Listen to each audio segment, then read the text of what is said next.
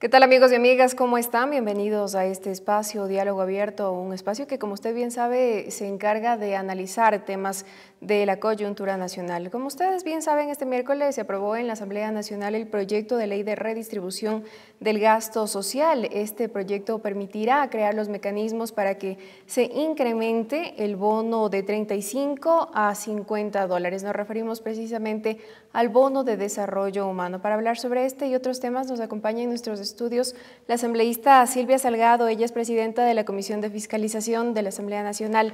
¿Cómo está? Bienvenida. Muchísimas gracias, Elena, por la invitación. Atender nuestra invitación precisamente. ¿Qué significa para usted esta aprobación del proyecto de ley de redistribución? Usted es socialista, se está hablando de la redistribución de la riqueza, de quitarles, entre comillas, y valga recalcar estas comillas, a los que más tienen para darles a los que menos tienen. Bueno, el mayor significado es que el día de ayer, al aprobarse esta reforma tributaria, se evidenció de que vivimos en otro momento en el país con una nueva constitución. Antes teníamos un Estado que daba protección a través inclusive de las leyes tributarias a la banca. Hoy, este Estado nuevo, que así lo indica la Constitución, tiene la responsabilidad justamente de redistribuir la riqueza.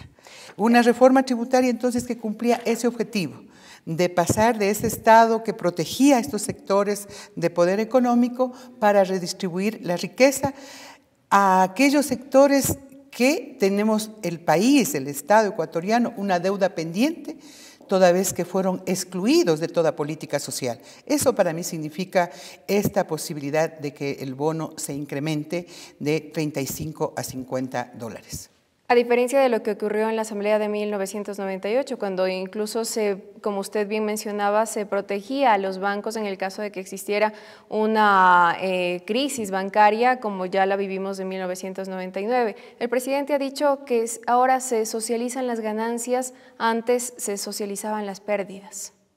Bueno, en el año 98 se creó justamente este bono llamado en ese entonces de la pobreza, luego entiendo que se denominó bono de la solidaridad, pero recordemos, o sea, lo que significó o por qué se promulgó este bono. Justamente eran las épocas en donde, a propósito de la negociación de la deuda externa, los fines de año, siempre enero teníamos la sorpresa del paquetazo económico, pero a la vez que se daba a través de las leyes y a través de decretos o de decisiones gubernamentales la protección a los banqueros, se pretendía justificar de alguna manera el que se compensa a través de este bono a los pobres. Pero simplemente era el justificativo porque habían medidas económicas, habían reformas legales en donde la banca era siempre la que salía protegida. Si no, recordemos quién pagó la crisis de los años 90 y 2000 de la banca, pagó el Estado. Por lo tanto, no significaba lo que hoy es el bono de desarrollo humano, una política social, una política de Estado dentro de un sistema de protección social. Antes simplemente era la dádiva. Ese fue el carácter del bono del año 98. Hoy tenemos un bono de desarrollo humano vinculado a los derechos de la salud, a los derechos de la educación. Es un bono productivo, sí, en un proceso que permite ir generando condiciones para que madres de familia, jefas de hogar, tengan inclusive a través de un anticipo de ese bono la posibilidad de realizar emprendimientos. Está vinculado inclusive a algunos otros servicios exequiales, por ejemplo, servicios inclusive que permite de manera obligatoria acceder a exámenes médicos, especialmente cuando existen situaciones de enfermedades catastróficas. Hablando de lo que significa las miles de mujeres, que son cerca de 1.200.000 mujeres, más lo que han sido los excluidos de siempre. Las personas con discapacidad eran personas ocultadas. Hoy, cerca de 500.000 de personas con discapacidades están incluidas en este bono, y no solo en el bono, sino en las políticas sociales. Y no se diga también personas de la tercera edad o adultos mayores que jamás tuvieron acceso, por ejemplo, a la seguridad social.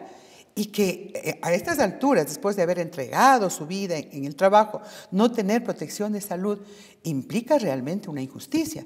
Eso yo creo que en lo fundamental son las grandes diferencias y la posibilidad que nos da esta nueva Constitución de decirles y de enfrentar un poco inclusive los temores que se han tratado de generar y de crear desde la banca cuando nos han enviado cartas alertándonos de que habría una posible crisis bancaria. Y precisamente sobre eso es lo que quiero hablar. Frente al escenario tan maravilloso que usted nos narra, es difícil creer que un grupo de ecuatorianos se pueda oponer a aquello. La mayor parte de ecuatorianos ven que el país ha crecido, que el desarrollo económico es evidente. Sin embargo, la Asociación de Bancos Ecuatorianos ya se ha manifestado en contra de este proyecto de ley que fue aprobado ayer en la Asamblea Nacional. ¿Cómo califica usted esta campaña de cierto modo maliciosa, emprendida no solamente por correos electrónicos, sino también a través de campañas publicitarias por televisión, por radio, llamadas a celulares, etcétera?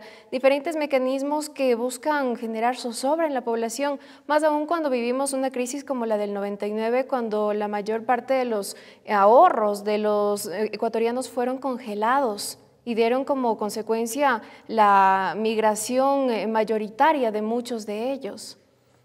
Yo creo que la respuesta la ha dado el pueblo ecuatoriano.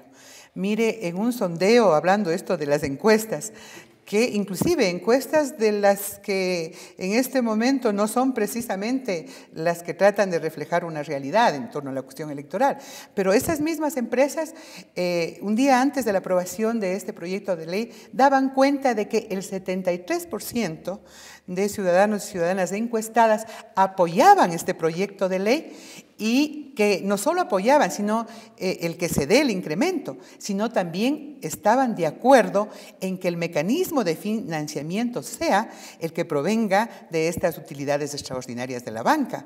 Esa es la mejor respuesta, porque hubiéramos querido las ecuatorianas y los ecuatorianos de que esas cartas sean las que estén presentes o hubieran estado presentes, hubieran sido masivas, publicadas en los años 99, alertándonos de que iba a haber un salvataje bancario, de que iba a haber un feriado, alertándonos de que la banca estaba dando préstamos vinculados a estas empresas de papel, alertándonos de que estaban sacando nuestros ahorros a bancos extranjeros. Entonces la ciudadanía ya hemos crecido, ya tenemos una cultura política en donde tenemos identificado en base a estas vivencias dolorosas que tuvimos como pueblo ecuatoriano.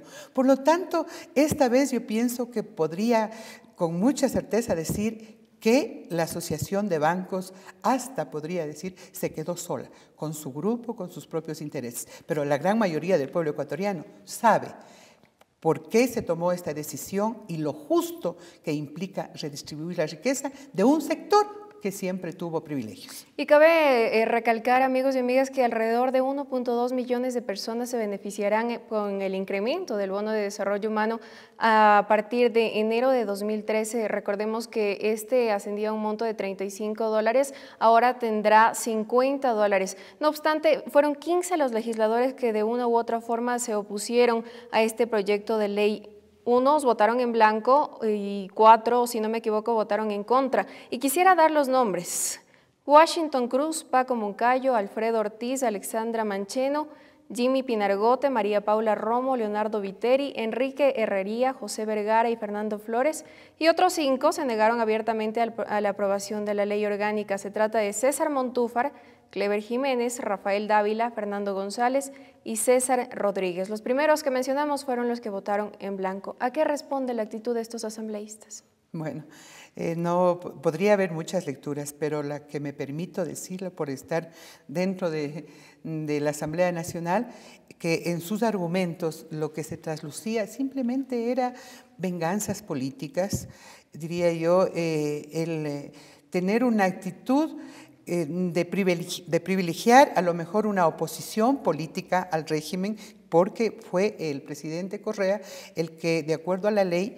tiene la iniciativa de mandar este tipo de proyectos, el revanchismos políticos, ¿no? Y estando en un escenario preelectoral, y por qué no decirlo electoral, o sea, son cálculos políticos.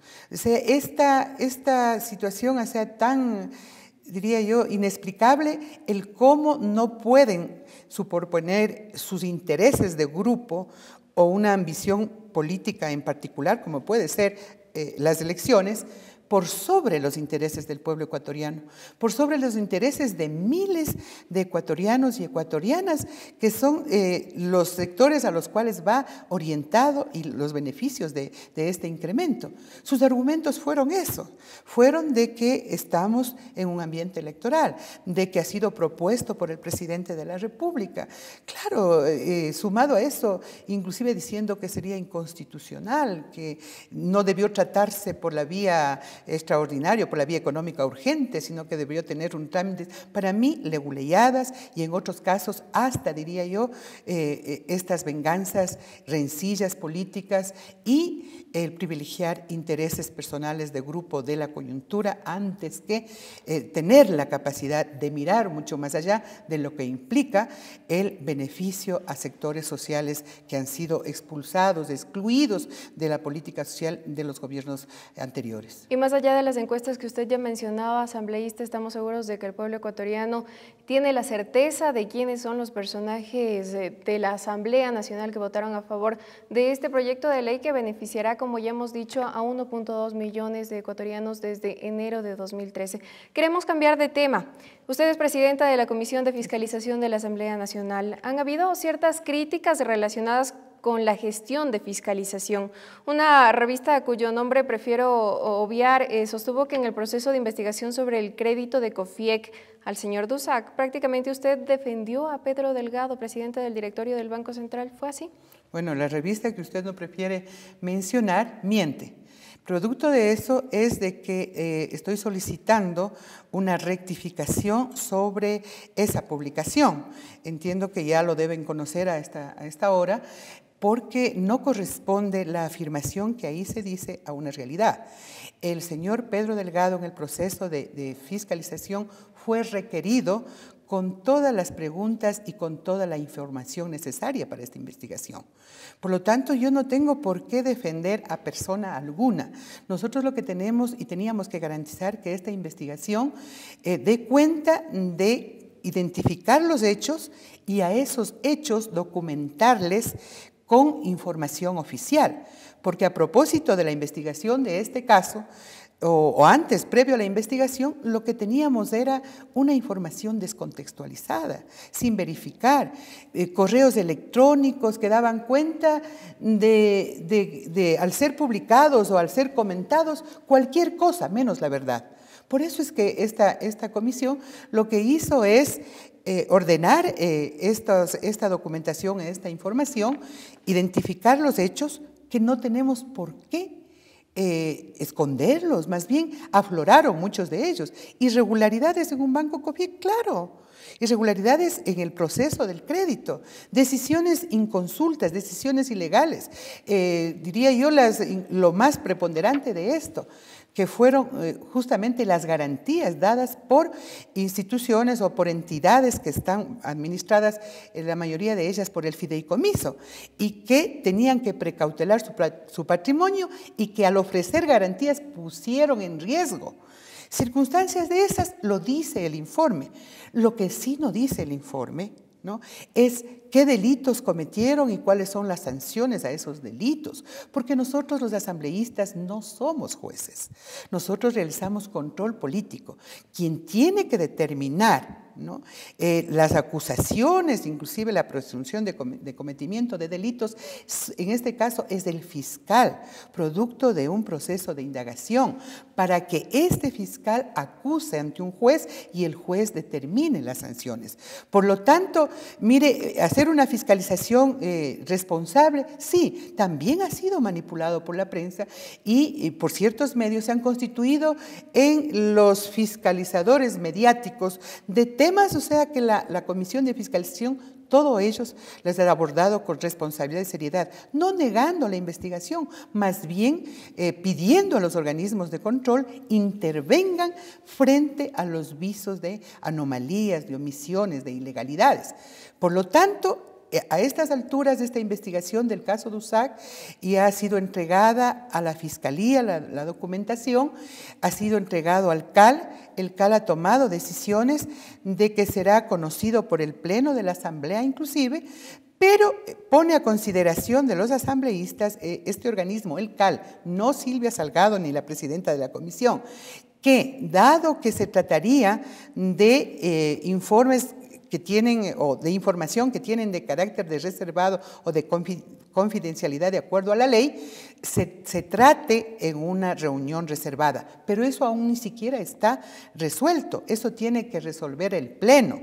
Pero tal como está publicada en la revista que usted indica, habría sido Silvia Salgado que impidió que Pedro Delgado dé información, o había sido la que ha propuesto que sea la reunión reservada. De ninguna manera. Todos estos hechos están tergiversados, son manipulados y seguiremos demandando mayor seriedad a algunos medios de comunicación que cuando publican estos artículos distorsionan la verdad.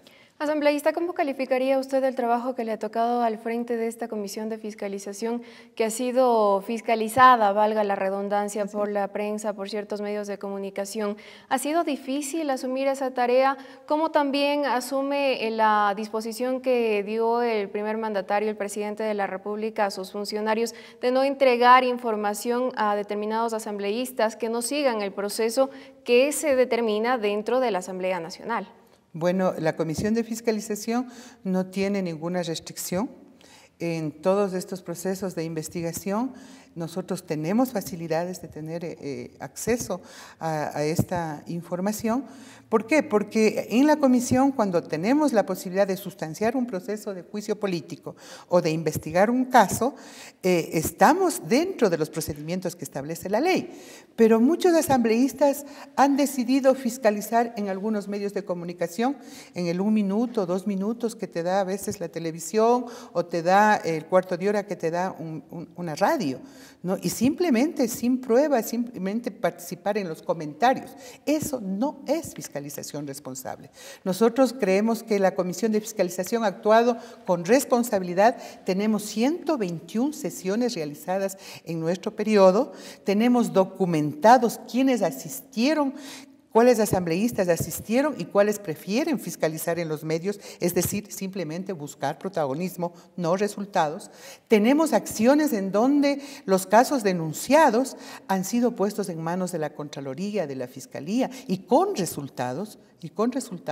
¿Por qué? Porque la responsabilidad administrativa nosotros no la determinamos, la determina, por ejemplo, la Contraloría. La responsabilidad penal lo determinan los jueces. Estuvimos acostumbrados a amenazar con juicios, a negociar el voto en los juicios políticos y eso en este periodo no ha sucedido. Hemos tenido 21 solicitudes de juicios políticos, utilizados este instrumento desde la oposición política, pero no que refleje los intereses mayoritarios del pueblo ecuatoriano, más bien intereses políticos.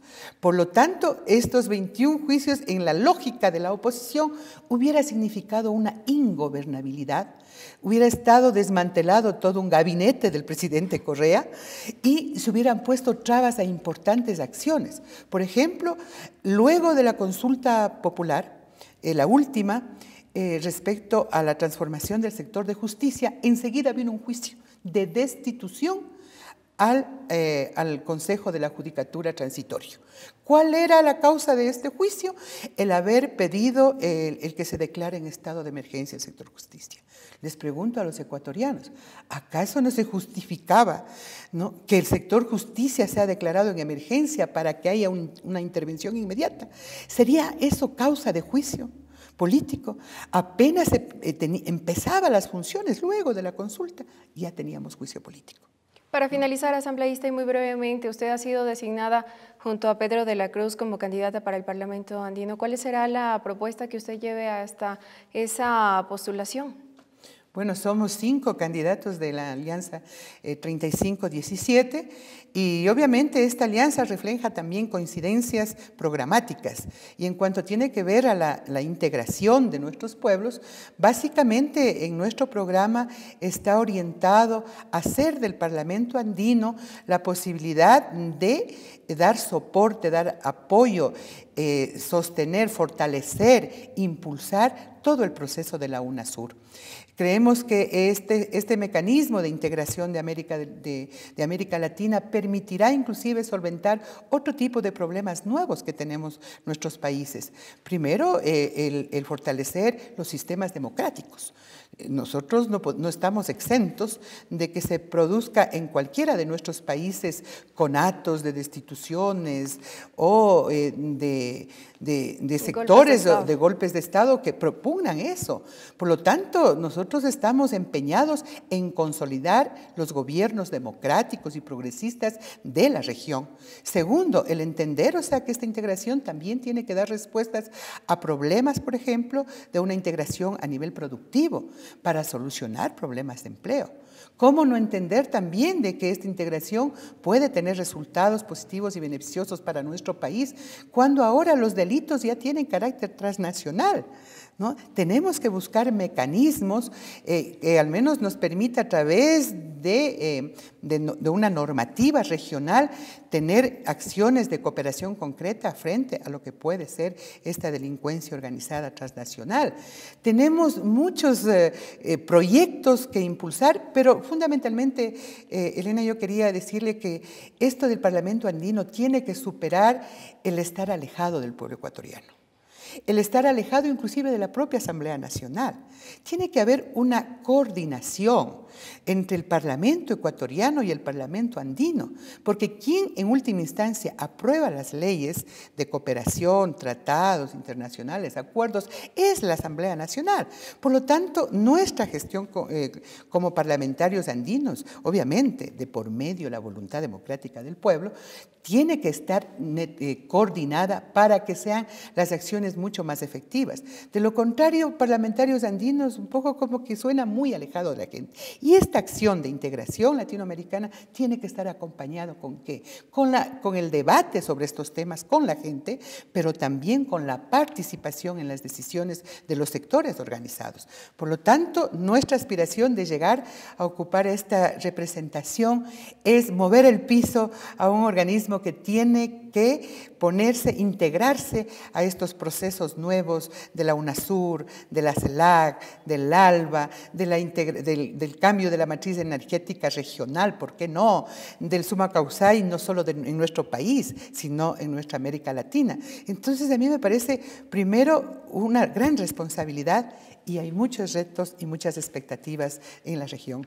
Integración latinoamericana, construcción de la patria grande, de la que ya se hablaba hace 200 años. Simón Bolívar fue el precursor de aquello. Muchísimas gracias, asambleísta, por acompañarnos esta tarde. Y a ustedes también, muchísimas gracias por acompañarnos. Soy Elena Rodríguez. Hasta la próxima.